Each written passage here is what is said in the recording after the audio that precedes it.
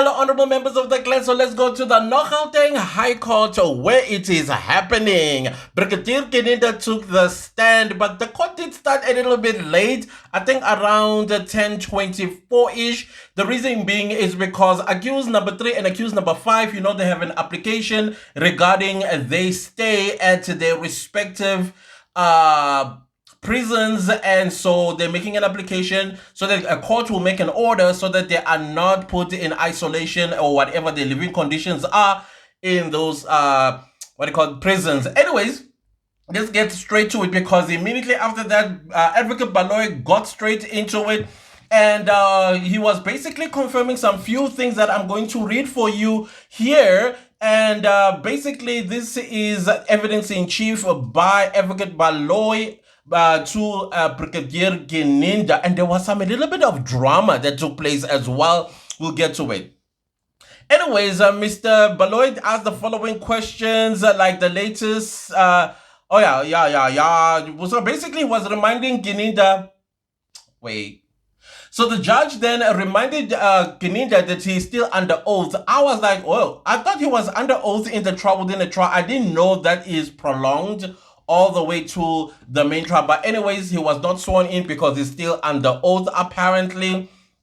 And then Baloy took the floor then to lead his evidence and said if he could confirm that he works for the SARS. He said yes, he works for the SARS, and then reminded him that he testified on the 27th of November 2023 in the trial within a trial. He confirms that he did, and that his rank appears on records on the same date that he took the stand, which is the 27th of November 2023, and then confirms that the evidence brought in the court then is he's confirming that as well.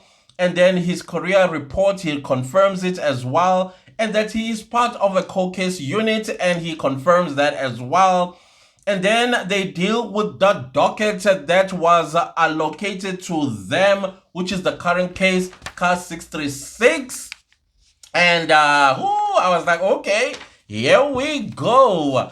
And then Baloy continued to say how many team members were initially for this particular investigation. Mr. Gininda said it was 3 of them, which is him, Muhola, and Sergeant Mafane or something like that. If I misunderstood, please correct me in the comments.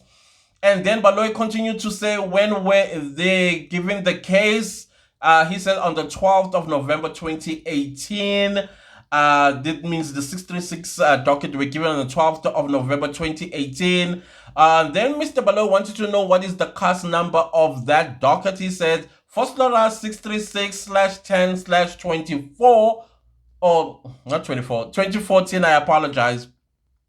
And then Mr. Baloy continued to say another docket has been mentioned that runs parallel to 636. He confirms that indeed. And then Mr. Baloy wanted to know the case number. He said it is Foslora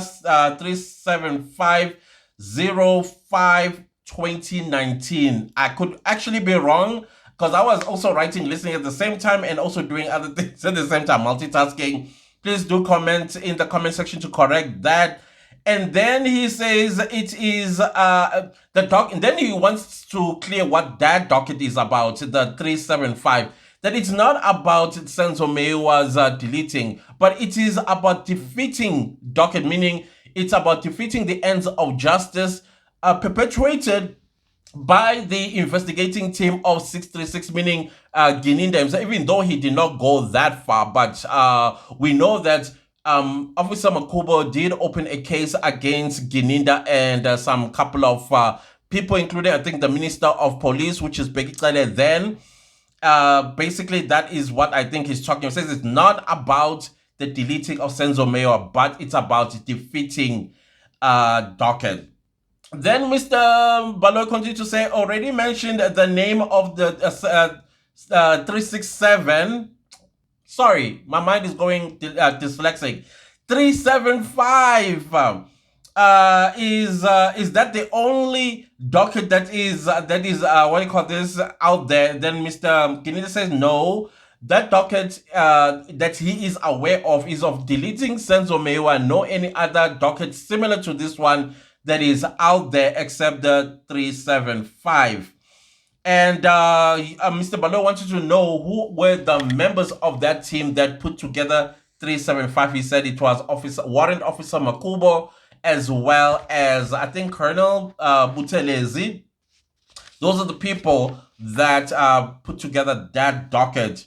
And then Mr. Balo wanted Gininda to give a background of the case before the court and other investigations that came subsequently. Gininda was happy to say, and he said a lot here. He said, Warrant Officer Makuba and Butelezi worked together with us. I was managing them. Also, a officer, Ramahola, who since retired. Ramahola, Mukhale, and me started investigating, and I was the lead investigator. While we were busy investigating these, there was a theory that the shooter was in the house, which did not make sense to the management. And then Advocate Msholo stood up in objection on the grounds that if there is a theory, who put that theory together, or it was a hearsay? Mr. Baloy says that he was baffled by the objection because it's on record and the objection is premature. Judge was like, what's not clear? Asking Msholo. Msholo said, we need to hear whether it's evidence or hearsay and who made this report. And I think this is where Advocate Balo and Gininda realized that they may have scored their own goals, but you know how liars are like, allegedly. They will always find a way to say something to make you look dumb, basically gaslight you. And that's exactly what Advocate Baloy was doing to Advocate Mshololo. Mr. Mgomezulu also stood up, was like, what? No, you're not going to gaslight my colleague. And he says, I agree with my colleague who made that theory. We got to know who made that theory. Mgomezulu continued to say, this is evidence in chief, because Mr. Baloy was trying to dodge and say, but then this is on record, and Mr. Mgomezulu is the one that brought this up about Longo Twala being the shooter. And then Mr. Mgomezulu was like, no, this is evidence in chief, sir. But you could tell that Mr. Baloy was being caught a little bit. He need to also be a little bit sneaky. And Baloy then continued to say, we are not going to detain ourselves with trivialities. And Mr. Mgomezulu stood up, no, not Mr. Mgomezulu, Mr. Mnisi stood up and says, this is not triviality. Who is the source of that info? Mr. Baloy then continues, said, we'll deal with that in due course. Then he continues to lead Mr. Gininda and says, who assigned this matter to you? Then Mr. Gininda said it was the then National Police Commissioner, Kehla Sithole. How did Makubo and Butelezi come into the investigating team? Asked Baloy. He says, well, they were brought to us to come and work with us. No explanation why why and how they needed to work with us. Then Makubo came from Makubo. Then he says Makubo came from Germiston Commercial Crimes Unit or something like that, while Butelezi came from the Psychology Unit in Pretoria. Then Baloy wanted to know what then happened. And then he said, well, copies of the docket was given to all the investigating team members, that includes Makubo and Butelezi, to basically look into the docket. What they are looking for, they are looking for what the initial investigators have found and did not find, and why the case basically stalled. And then who the perpetrators of the incidents were or are, and what evidence we can find. After the specific time, it was clear that the views were the same. There were no intruders. So essentially, initially, all the team members, the investigating team members, including Gininda, they all came to the conclusion that there were no intruders by looking and analyzing the dockets.